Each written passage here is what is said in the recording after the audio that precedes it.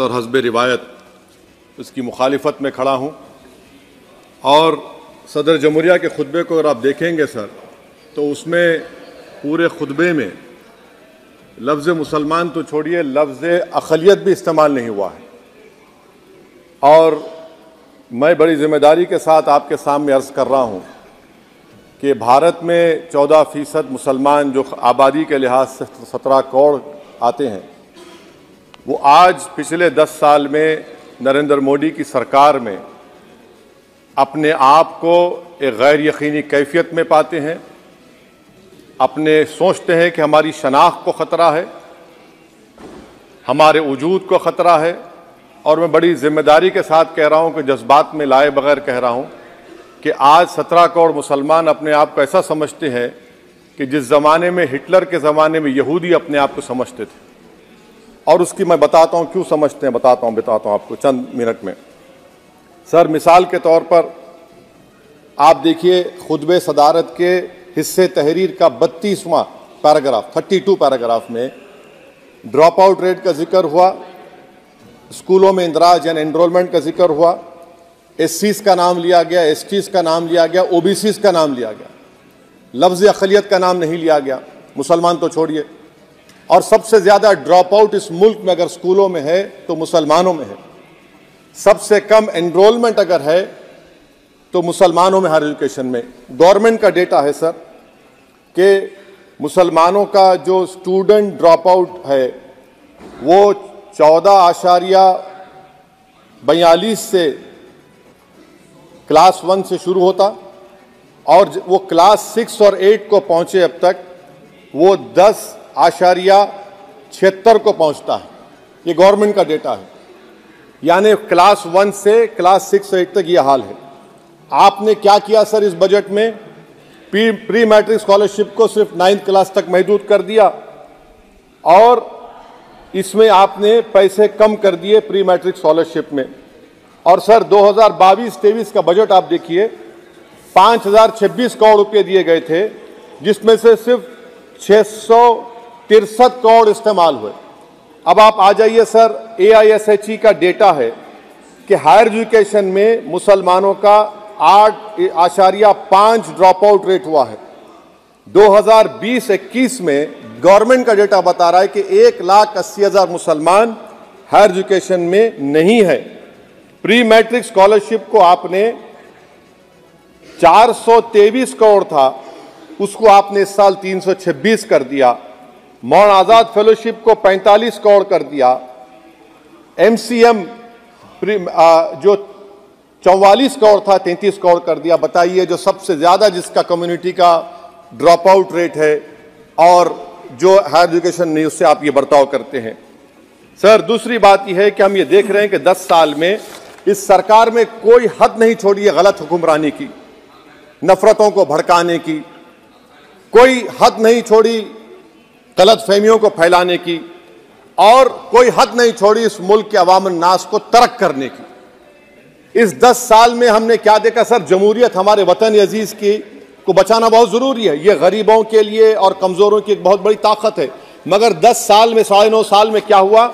सिर्फ एक शख्स को मजबूत कर दिया गया, एक मजहब को मजबूत कर दिया गया, एक आइडियोलॉजी, एक नजरिए को मजबूत कर दिया गया, एक शनाख्त को सब शनाख्त के आगे दूसरी शनाख्तों को मिटाने की कोशिश की गई, एक जबान को मजबूत कर दिया गया। तो हमारी जमहूरियत तो खोखली हो चुकी है। और सर, कोई भी हुकूमत और पार्टी सिर्फ जबर और इस्तेसाल पर कायम नहीं रह सकती है सर।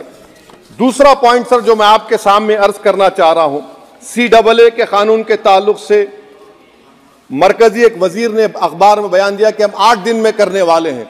आप 8 दिन में करेंगे, 8 दिन में एहतजाज शुरू होगा मुल्क के कोने कोने में। आप CAA को मजहब से खत्म कर दीजिए, मजहब से जोड़ेंगे तो आपका इरादा बुरा है। आप भारत की अक़लियतों को, भारत के मुसलमानों को, दलितों को आप परेशान करने का आपका इरादा है। सर, दूसरी बात यह है कि CAA के खिलाफ क्यों हम हैं? क्योंकि सीमांचल के मुसलमान को आप बांग्लादेशी कहते हैं। कोई मिनिस्टर मुझे कहता है कि घुसपैठी है, रोहिंग्या है। तो CAA को मजहब से जोड़ना गलत था, उसको निकालिए। मगर हमारे देश के प्रधानमंत्री सर, वतन अजीज के वजीर आजम मैं बड़ी जिम्मेदारी के साथ कह रहा हूं कि मैं अपने बचपने में जब हिस्ट्री पढ़ता था तो मैंने एक स्टैचू की फोटो देखी थी, प्रीस्ट किंग ऑफ मोहनजोदारो। ऐसा लगता है कि वैसा ही लग रहा है कि प्रधानमंत्री नहीं है बल्कि पुजारी सम्राट बन चुके हैं वो। और मैं क्यों कह रहा हूं कि हमारे सदर जमहूरिया ने कहा था कि 22 जनवरी एक तारीखी दिन है, बिल्कुल तारीखी दिन है। 22 जनवरी की बुनियाद 6 दिसंबर 92 को रखी गई। 22 जनवरी की बुनियाद 86 में ताले खोलकर रखी गई। 22 जनवरी की बुनियाद जीबी पंत ने रखी थी, इसीलिए तारीखी दिन है। और तारीखी दिन इसलिए भी है कि सर इसी ऐवान में 16 दिसंबर 1992 को हमने एक रेजोल्यूशन पास किया था। आप बताइए कि आज इस मुल्क में चाहे कोई सेकुलर पार्टी का हो या जो भी हो, वाले सब सेकुलर है, बुरा मैं हूं, किसी में हिम्मत नहीं है कि 6 दिसंबर की बात की जाए। और वो तारीखी दिन इसलिए भी है सर, इंसाफ करने वालों में एक एनसीएलटी के चेयरमैन, एक गवर्नर और एक नामजद शुदा रुकने पार्लियामेंट बैठे हुए थे। अब आप बताइए मेरे पास बचा क्या है? बचा यह है कि आर्टिकल 32 बचा है जिसको बाबा साहब अम्बेडकर ने दिया। आज मुल्क के 17 करोड़ मुसलमान भारत के वजीर आजम पर एतमाद भरोसा नहीं करते, बिल्कुल नहीं करते, बता रहा हूं, खुल के कह रहा हूं। अगर आप आर्टिकल 32 का ड्यू प्रोसेस ही खत्म कर देंगे तो फिर मेरे पास क्या बचेगा सर? क्या बचेगा? मैं तो यहां खड़े होकर वो सुप्रीम कोर्ट के मायानाज बेबाक वकील दुष्यंत दवे की तरह तो नहीं कह सकता। मुझे आज भी रूल ऑफ लॉ में भरोसा है, मुझे आज भी कानून पर, संविधान पर भरोसा है, मगर ड्यू प्रोसेस तो फॉलो होना चाहिए। ड्यू प्रोसेस फॉलो नहीं हो रहा। एक तारीखी दिन 22 जनवरी था, एक तारीखी दिन 31 जनवरी था। सर रात के अंधेरे में अपील किए बगैर आप आरे लेकर रास्ता खोल देते हैं। क्या पैगाम दे रहे हैं सर? 600 साल की मेहरौली की मस्जिद को बगैर को नोटिस दिए आपने डिमोलिश कर दिया। मैं जिम्मेदारी के साथ कह रहा हूं कि भारत के प्रधानमंत्री और उनकी सरकार भारत के मुसलमानों से उनकी शनाख्त को छीनना चाहते हैं। ख्वाजा अजमेरी के आस्थाने पर चादर बिछाइए, मगर आप जो चादर मुझसे छीनना चाह रहे हैं मेरी मस्जिद है, आप हर मस्जिद को छीनना चाहते हैं। आप बताइए 17 करोड़ मुसलमानों को क्या पैगाम दे रहे हैं आप कि आप हर मस्जिद को छीन लेंगे मुझसे? फिर मेरा वजूद किस माने रखता है?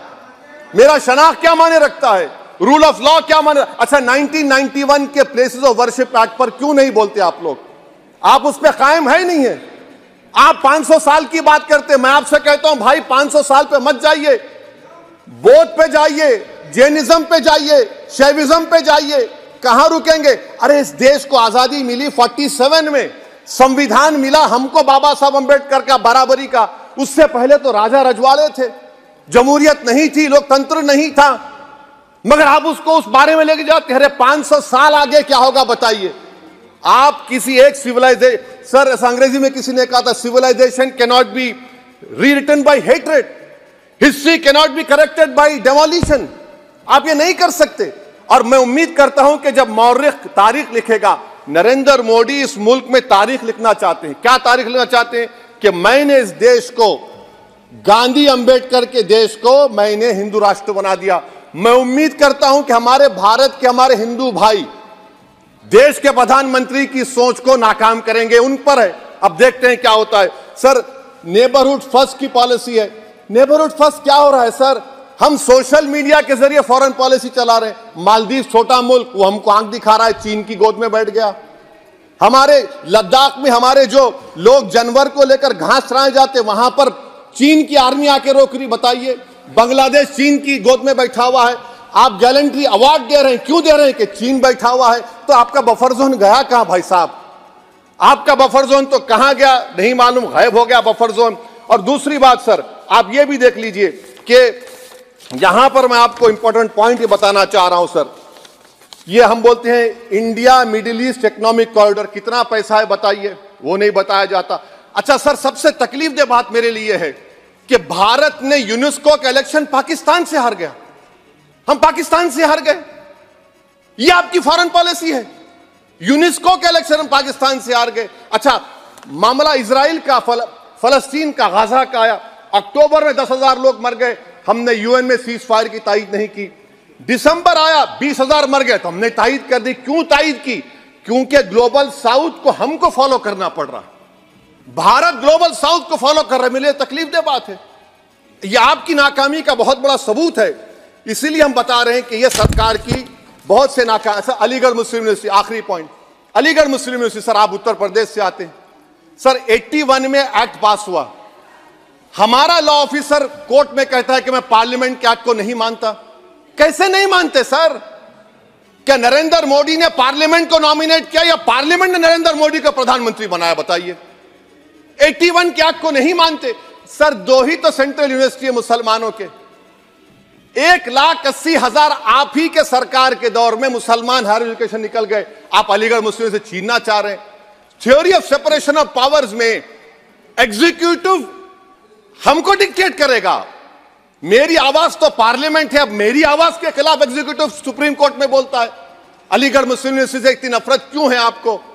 वहां पर तो हिंदू भाई भी पढ़ते हैं। सर ये अलीगढ़ मुस्लिम यूनिवर्सिटी का मामला है सर। तो मैं आपसे इस बात पर, इस शेर पर अपनी बात को खत्म कर रहा हूं सर। आप भी उर्दू दां हैं जी। मसीहाओं को जब भी आवाज दी है, अहमद फराज का शेर है जी जी, मसीहाओं को जब भी आवाज दी है पलट कर आ गए हर बार कातिल। मसीहाओं को जब भी आवाज दी है पलट कर आ गए हर बार कातिल। वहां क्या दाद खाही क्या गवाही, वहां क्या दाद खाही क्या गवाही, जहां हो मुंसिफों के यार कातिल। सर मैं फिर से हुकूमत से मुतालबा करता हूं कि अल्पसंख्यक समाज के बजट के स्कॉलरशिप को आप डिमांड ड्रिवन करिए। भारत के प्रधानमंत्री प्रधान सेवक रहिए, आप कोई प्रीस किंग मत बन जाइए। आप जीतेंगे, कौन जीतेंगे देश तय करेगा, मगर याद रखिए 17 करोड़ मुसलमान आज गम और गुस्से में हैं और इस बात को महसूस कर रहे हैं, इस बात को महसूस कर रहे हैं कि प्रधानमंत्री को हम नोट नहीं दिए मगर हमारा प्रधानमंत्री है। आखिर ये प्रधानमंत्री 17 करोड़ मुसलमानों की उनकी शनाख्त को कैसे मिटा रहे हैं, कैसे उनको आप मार्जिनलाइज कर रहे हैं। इसीलिए सर मैं उम्मीद करता हूं कि हमारे सेक्युलरिज्म जो है वो, मैं पॉलिटिकल सेक्युलरिज्म कभी नहीं माना, जो सेक्युलरिज्म संविधान में लिखा गया उसकी हिफाजत करेंगे। मुल्क अहम है, वरना याद रखिए आप चुनाव जीते हारे, मगर अगर आप 17 करोड़ एक जनता को आप गैर यकीनी कैफियत पैदा कर देंगे, ये देश के हित में नहीं होगा। बल्कि हम तो उम्मीद कर रहे हैं कि ड्यू प्रोसेस अदालत फॉलो करेगी। अदालत अगर एक तरफा फैसले करेगी तो गलत होगा।